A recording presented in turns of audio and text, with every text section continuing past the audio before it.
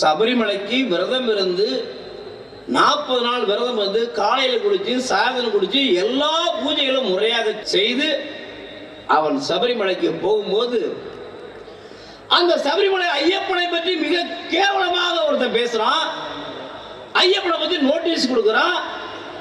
அந்த நோட்டீஸை அந்த பை வச்சு பள்ளி அவருடைய சின்ன பையன் வச்சுட்டு போறாங்க, அந்த பையில வச்சுட்டு போறாங்க. இதுதான் இன்னைக்கு இந்து சமாஜத்தில் யதார்த்தமான நிலை.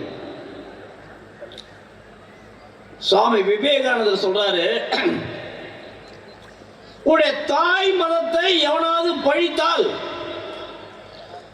உடைய தாயே வந்து தடுத்தா கூட விட்டு வைக்காதுன்றாரு.